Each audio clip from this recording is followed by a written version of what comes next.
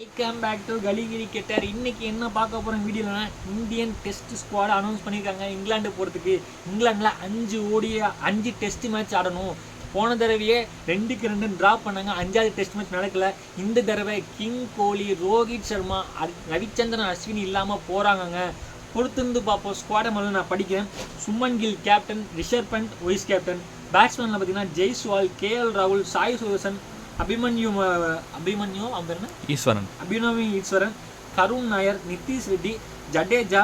Backup keeper Jurel இருக்காரு. Washington Sundar, Thakur, Bumrah, Siraj, Prasidh Krishna, Akash Singh, Harshdeep Singh, Kuldeep யாதவ்னு சொல்லி 18 பேரை விட்டுருக்காங்க.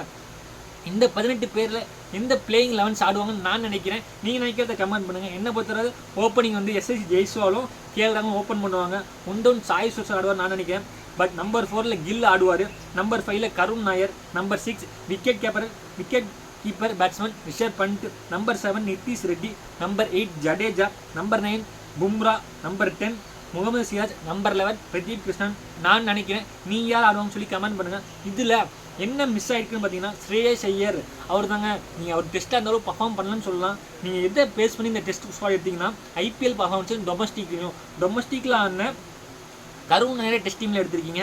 ஐபிஎல் ஆன சாய் சுதர்சன் நீங்கள் எடுத்துருக்கீங்க. பட் டொமஸ்டிக்லேயும் சரி ஐபிஎல்லையும் சரி என்னால் பர்ஃபார்ம் பண்ண முடியும்டான்னு சொல்லி காட்டின ஸ்ரேயஸ் ஐயரை எடுக்கலைங்க. அது ஒரு பெரிய செட்பேக்காக இருக்குது. அதே மாதிரி சர்ஃப்ராஸ் கான் போன மேட்ச்சு நல்ல இந்தியாவில் ஆடினார். ஆஸ்திரேலியாவில் போய் அந்த மேட்ச்சு பர்ஃபார்ம் அவங்க சான்ஸ் கொடுக்கல.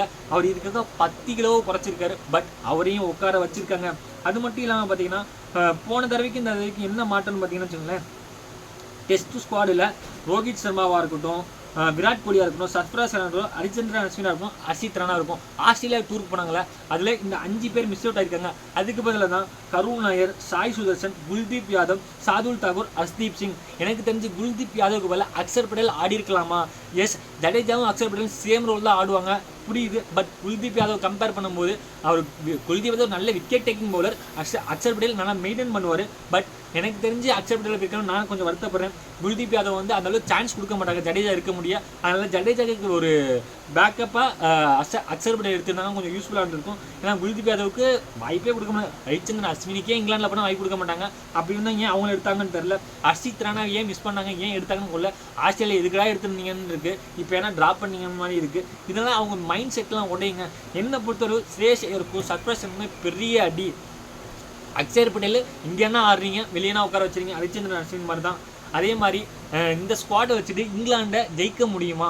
ஏன்னா இங்கிலாண்டில் வந்து பென் ஸ்டோக் என்ன சொல்லியிருக்காருன்னா கோலி இல்லாமல் ஆடுறது எங்களுக்கு கொஞ்சம் மோசமாக இருக்கும் அப்படின்னு சொல்லி எதிர்பார்த்தாரு. ஜோ ரூட் அவர் வந்து 32 செஞ்சுரி வச்சிருக்காரு. கரண்ட் இந்தியன் டீமை சேர்த்து மொத்தமாக சேர்த்துல 29 செஞ்சுரியாக இருக்குது. அவர் வந்து சச்சின் தக்கரை முறியடிப்பான்னு பொறுத்திருந்து பார்ப்போம். இந்த வீடியோ பிடிச்சா லைக் பண்ணுங்கள். ஐபிஎல் பார்க்கணும் மறக்காம சேனல் சப்ஸ்கிரைப் பண்ணுங்கள். Thank you guys.